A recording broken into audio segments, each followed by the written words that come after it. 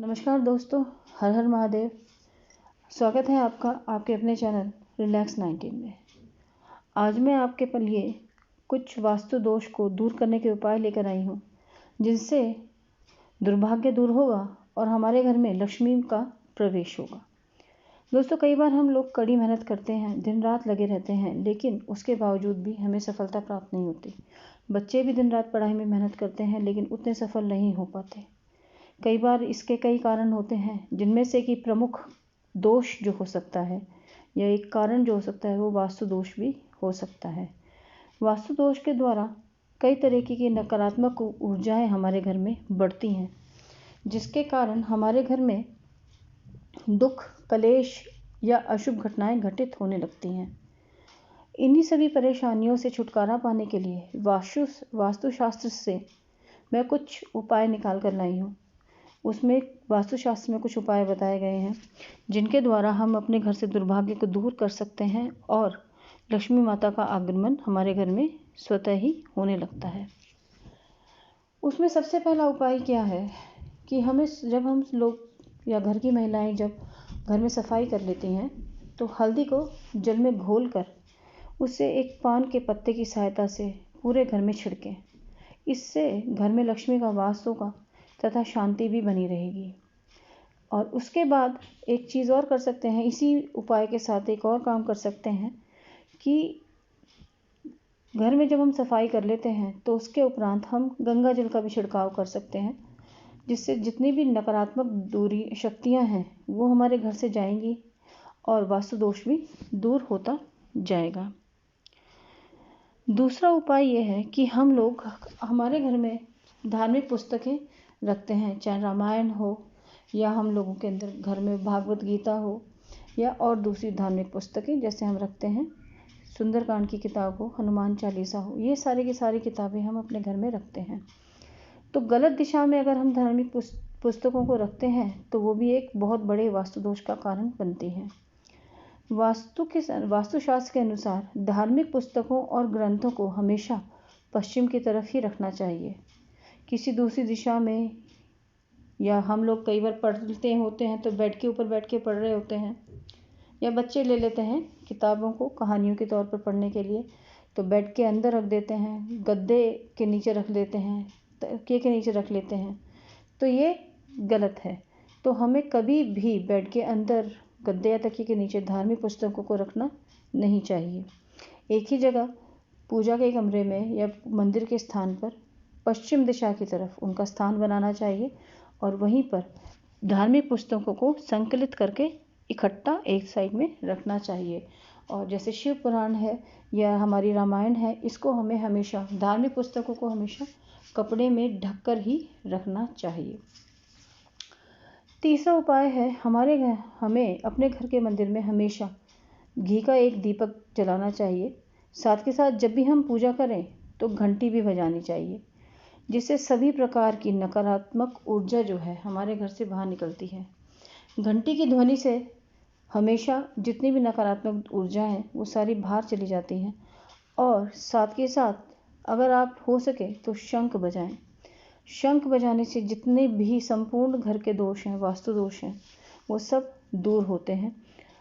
पूजा के स्थल में जितने भी आपके देवी देवता हैं, उनकी तस्वीरें रखी हुई हैं, उनकी मूर्तियाँ रखी हुई हैं, उन पर जितने भी पुष्प और हार चढ़ाते हैं पूजा करते समय, तो दूसरे दिन वो हटा देने चाहिए और भगवान को हमेशा नए पुष्प अर्पित करने चाहिए।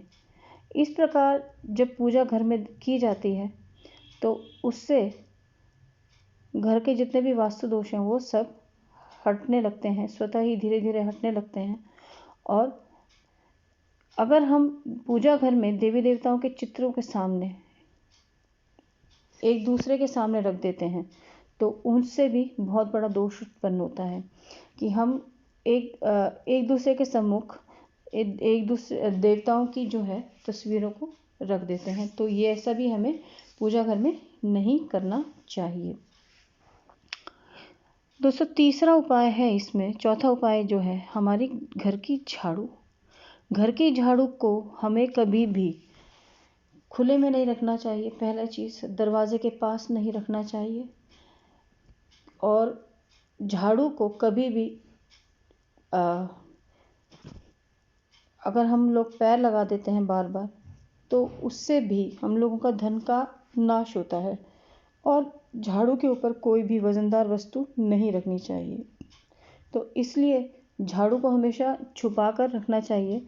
एक ऐसा कोना हो, और 2 झाड़ुओं को कभी भी इकट्ठा नहीं रखें।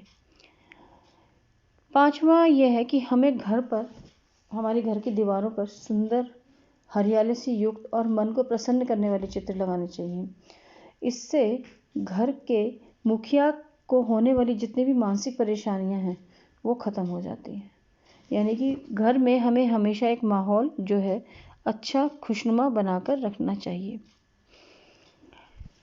अगला उपाय यह है कि अगर वास्तु दोष के कारण यदि किसी भी सदस्य को रात में नींद नहीं आती या उसका स्वभाव चिड़चिड़ा रहता है हमेशा, तो उसे दक्षिण दिशा की तरफ सिर करके सुलाएं, शयन कराएं। धीरे धीरे उसके स्वभाव में भी बदलाव होगा और जो नींद न आने की समस्या है उसमें भी सुधार होता चला जाएगा। दोस्तों, अगला उपाय है कि हमारा उत्तर पूर्वी जो कोना होता है घर का, उसके अंदर हमें कभी भी कूड़ा करकट कचरा इकट्ठा नहीं करने देना चाहिए। और ना ही कोई भारी सामान, कोई मशीन, या हम वॉशिंग मशीन रख देते हैं, ये सब हमें नहीं करना चाहिए। इससे जो है हम लोगों के वंश की उन्नति में परेशानी होने लगती है। साथ ही साथ हमें मुख्य द्वार पर अशोक के वृक्ष दोनों तरफ लगाने चाहिए। इससे हमारे वंश में उन्नति होने लगेगी। और हो सके, संभव हो सके तो ईशान कोण में ब्रह्मस्त्र इसको एक दीपक जलाएं शाम को कम से कम। इससे हम लोगों के घर में सुख समृद्धि का वास होगा। अब दूसरा अगला उपाय ये है कि हमें अपने घर में जो ईशान कोण है या हम लोगों का जो ब्रह्मस्थल है, जो उत्तर पूर्वी कोना है, उसमें हमें श्री यंत्र के स्थापना करनी चाहिए किसी भी शुभ मुहूर्त में। ये जो यंत्र है ये लक्ष्मी प्रदायक यंत्र है। आप सबको पता है श्री यंत्र जो है साक्षात लक्ष्मी जी का स्वरूप है। और साथ में जितने भी घर के वास्तु दोष हैं उनका सबका निवारण ये करता है। हमारे घर का जो उत्तर पूर्वी कोना होता है उसमें हमें एक हरी भरी तुलसी जी का पौधा लगाना चाहिए। और शाम को हमेशा एक घी का दीपक यहाँ पर लगाना चाहिए। तुलसी जी को साक्षात लक्ष्मी जी का ही स्वरूप माना गया है। और अगर हम ऐसा नियम पूर्वक करते हैं तो हमारे घर की सुख शांति बनी रहती है और घर में हमारी में लक्ष्मी जी का आगमन हमेशा रहता है, या हमारे घर में लक्ष्मी जी स्थिर रूप में रहने लगती हैं। अगला उपाय दोस्तों ये है कि हमें हमेशा सुबह और शाम अपनी दहलीज पर, अपने घर की चौखट पर नहा धोकर एक दीपक ज़रूर लगाना चाहिए, लंबी बाती का। इससे लक्ष्मी जी जो हैं, कहते हैं कि लक्ष्मी जी सुबह और शाम को घूमने निकलती हैं, तो हमारे घर पर दहलीज पर अगर वो दीपक पाएंगी तो जलता हुआ, तो हमारे घर में स्वतः ही अपने आप ही बिना बुलाए ही चली आएंगी। हमें कोई यत्न नहीं करना पड़ेगा। ये मेरा खुद का आजमाया हुआ उपाय है। आप करके देखिएगा, आपको इससे 100% लाभ होगा। ये मैं आपको लिख कर दे सकती हूँ।